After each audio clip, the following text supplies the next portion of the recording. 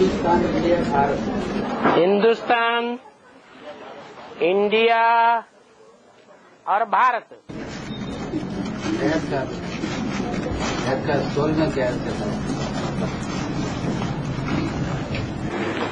पुराना शब्द क्या है इन तीनों में?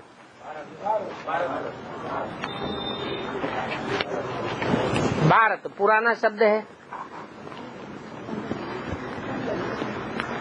फिर भारत के बाद इन तीन शब्दों में से ज्यादा पुराना कौन है? कौन सा शब्द है? आप ही बताओ, आप पूछ रहे हैं। हिंदुस्तान इंडिया से भी ज्यादा पुराना शब्द है ना? है। सबसे पुराना शब्द है भारत।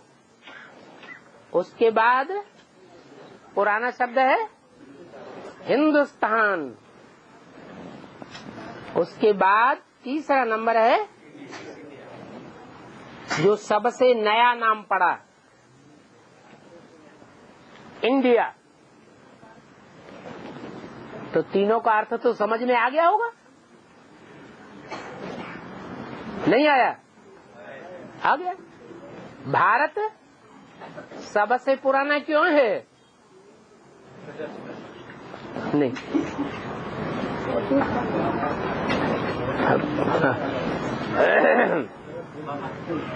जो शब्द है उस शब्द का अर्थ होता है,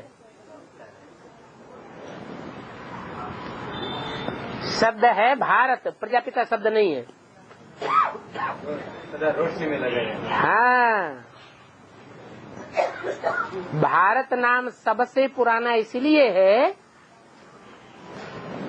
कि आज से 2500 साल पहले शास्त्र बनाए गए और चित्र बनाए गए अजंता, एलोरा, एलिफेंटा की गुफाओं में। लेकिन वो चित्रों ने अंधकार पैदा किया, शास्त्रों ने अंधकार पैदा किया या रोशनी पैदा की है?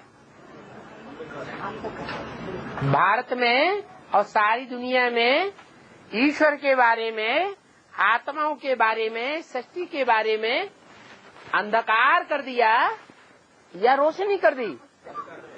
अंधकार बना दिया।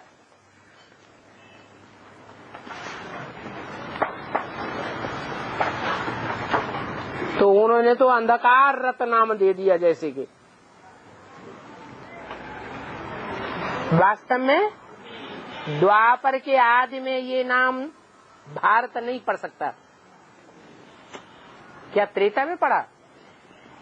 त्रेता में तो सुख का राज्य होता है, राम का राज्य होता है, सुख की दुनिया होती है, वहां अंधकार की बात ही नहीं। सतयुग में भी ऐसे ही होता है। वहां देवताएं ज्ञान में रमण करते हैं,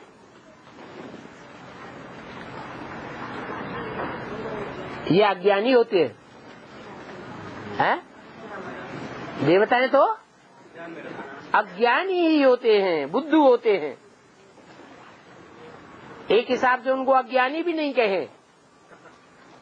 अज्ञानी इसलिए नहीं कह सकते कि जो अज्ञानी होगा वो आत्मिक स्थिति में रमण नहीं करेगा, और देवताएं तो आत्मिक स्थिति में रमण करते हैं। इसलिए भारत शब्द न कलयुग का है, न द्वापर का है, न त्रेता में और न सतयुग में। सतयुग से भी पहले कौन सा युग था? कलयुग। उस कलयुग और सतयुग के बीच में जो थोड़ा सा टाइम संगम का हुआ, दोनों युगों का मेल, उस टाइम पर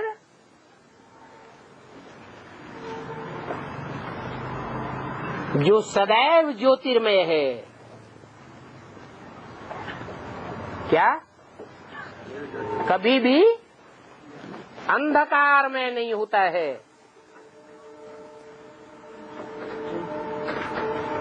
सदैव ही ज्योति का पुंज है।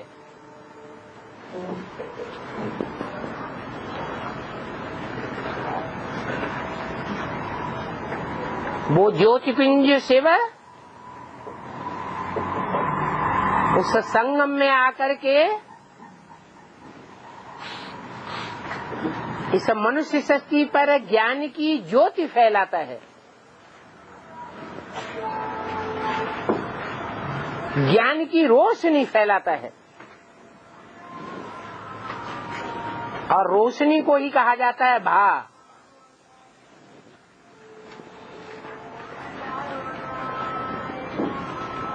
ज्ञान की रोशनी में जो लगातार लगा रहा अपने ब्राह्मणत्व के जीवन में,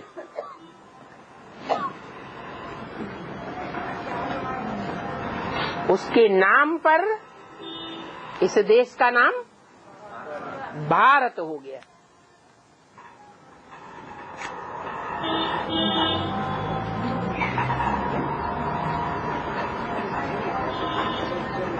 ज्ञान की रोशनी में सदा लगे रह करके जिसने इस दुनिया का सबसे अच्छे से अच्छा भरण पोषण करके दिखाया, वो स्वरूप कौन सा है? जो अच्छे से अच्छा भरण पोषण करता है, भारत का भी और सारी दुनिया का। दूध का दूध और पानी का पानी कर देता है।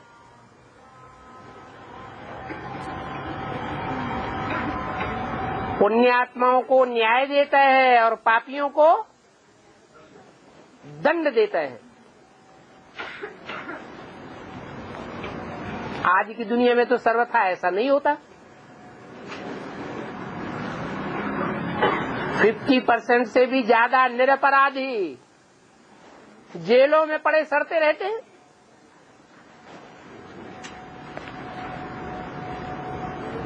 तो ऐसी ज्ञान की रोशनी देने वाला और ज्ञान में लगे रहने वाला कभी ज्ञान में परिपूर्ण भी होता होगा या नहीं होता होगा? हैं? परिपूर्ण भी होता है, बाप समान भी बनता है। तो जब ज्ञान में परिपूर्ण बनता है तो विषैला रह जाता है या निर्विष हो जाता है? निर्विष हो जाता है। इसलिए उस स्वरूप का नाम पड़ता है विष्णु। विषय विकारों का नाम निशान नहीं रहता। उस विष्णु का दूसरा नाम है भरत। संसार का जिसने भरण पोषण सबसे अच्छा किया।